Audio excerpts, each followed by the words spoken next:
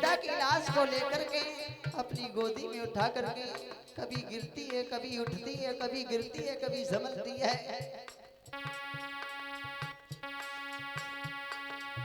मरघट जाई रही दुखिया की लाश बेटा की।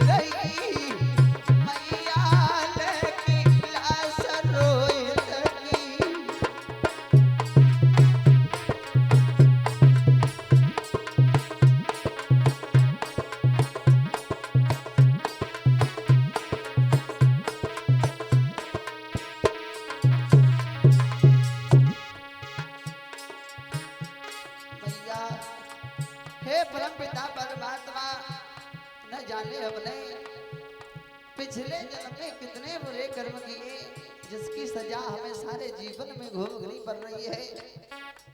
यहाँ तक कि हमारा सारा राजपाट हमसे छूट गया। मेरा पति मेरे से जुदा हो गया। मेरा लाल किसी ने छीन लिया।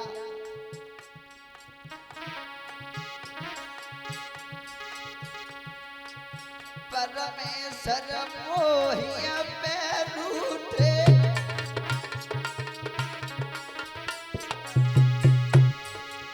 दीनानाथ मोहिया पे रूठे,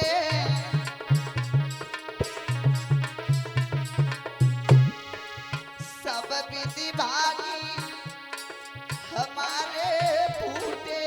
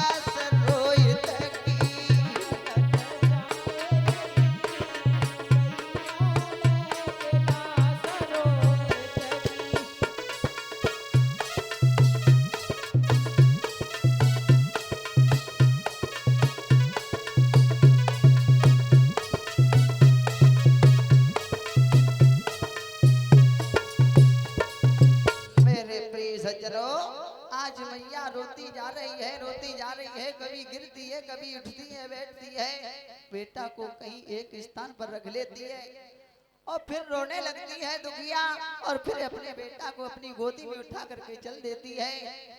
परीक्षित महाराज, आज मैया तारा वो अपनी बेटा की लाश को लेकर के मरघट में पहुंची।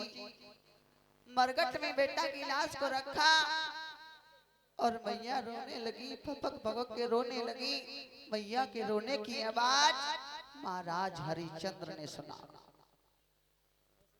मैया की आवाज को महाराज हरिश्चंद्र ने सुना तो महाराज हरिश्चंद्र ने जवाब दिया, कौन है इस मरघट में?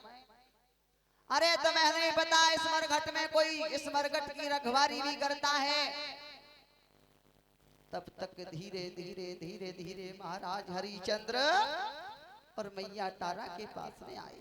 तारा तुम? मैया ने जवाब दिया, महाराज आप तो कालू मेहतर के यहाँ पर नौकरी किया करते थे। महाराज हरिश्चंद्र ने जवाब दिया, तारा हम अब हरिश्चंद्र नहीं रहे, हरिश्चंद्र से अब हरिया बन गए हैं। अब हमारा काम मरघट में चौकीदारी करना है। जो कोई भी इस लाश आती है इस मरघट में, उससे हम बिना करके टिका के बगैर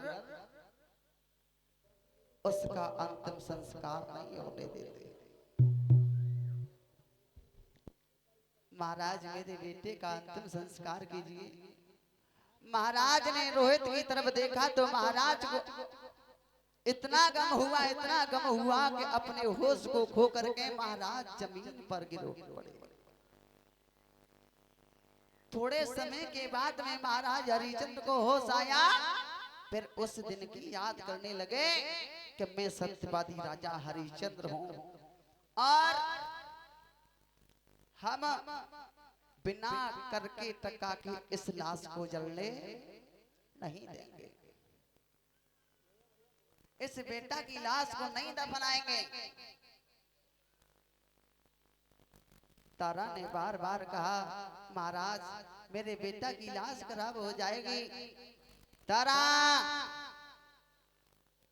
मैं सत्यवादी राजा हरिश्चंद्र हूं।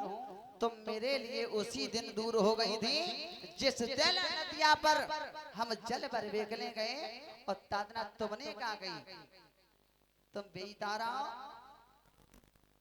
समय समय की बात हुआ करती है, समय समय की बात और समय समय के ढंग और समय पे बिटिया बाप अगर समय पिया के आज मेरे ऊपर थोड़ी सी मुसीबत आ गई तो तारा तुमने मेरे से गधा उठवाने के लिए मना कर दिया तो मैं भी अपने सत्य से वंचित नहीं होऊंगा। तारा पहले मुझे कर का टका चाहिए। इतने शब्द तारा ने सुने। महाराज मेरे पास में पैसा कहां से आया, भला मैं कहां से लाऊंगी? तो रोकर के तारा ने जवाब दिया, महाराज सुनो,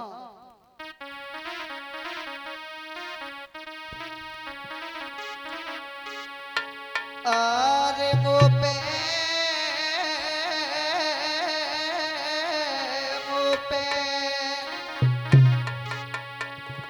अरे करमाती मांगे रे भरतार वो पे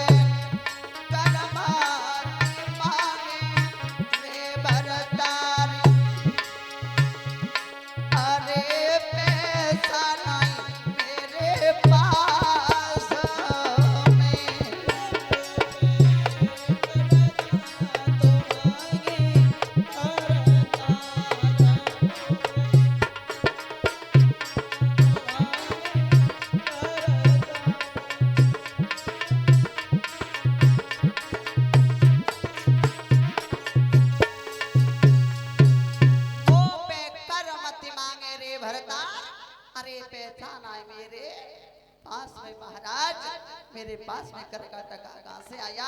लेकिन महाराज हरिश्चंद्र ने कहा इस लाश को उठाओ बाहर ले जाओ, यहाँ पर कोई लाश नहीं लगेगी। महाराज ऐसी बात है तो रानी तारा ने कौन सा कर्म किया? और जानी अरे कफला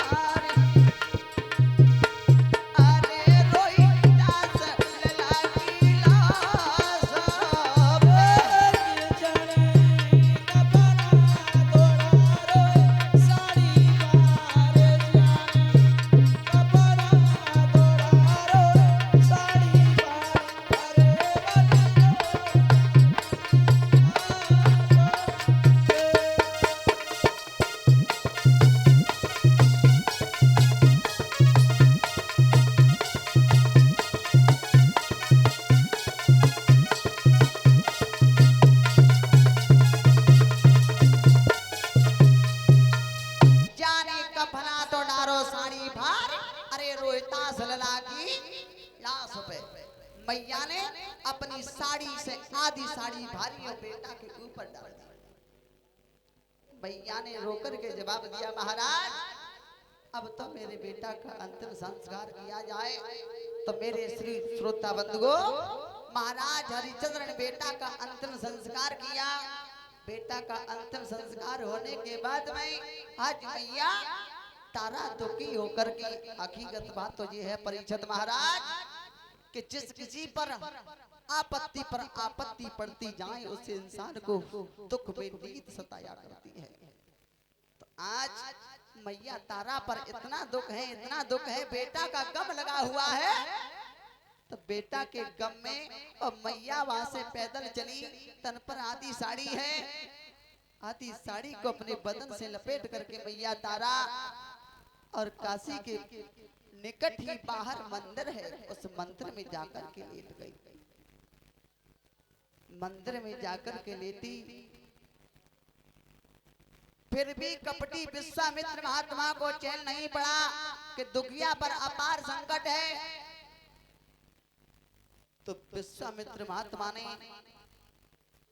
दो बच्चा उठाए और दो बच्चा और मैया तारा के पास में जाकर के लिटा दिए उनसे, और थोड़ा सियार का मांस लगा दिया। काशी में आवाज लगा रही, अरे काशी के वासियों, तुम्हारे बाहर गांव के निकट मंदिर है, उस मैया के मंदिर में और एक डाहन आ गई है। उस डाहन का और वध करना चाहिए। क्यों? कि वो लोगों को खाती है, गांव के बच्चों को खा रही है। जी बात कालू मेहतर को मालूम पड़ी। कालू मेहतर ने और जवाब दो, क्यों बे हरिया, हमने सुना है कि अपने नगर में डाहन आ गई है, और जो अबे फिलहाल छोटे छोटे बच्चा भाई अनजान बालक हैं, अगर बाप को पता चलेगी कि छोटे बच्चा है तो सब बालक ने खाई ले। हरिया ऐसा करो और तुम इस तलवार को ले जाओ, उस डाहन का वध करके आओ।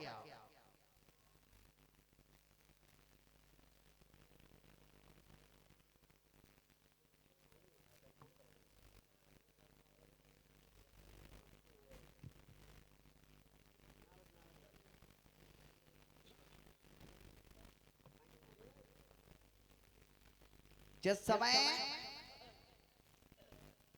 महाराज हरिश्चंद्र ने और कालू के इतने वचन सुने, इसी बीच में ये दान दत्तों के नाम है, ये 10 रुपए नितिन बघेल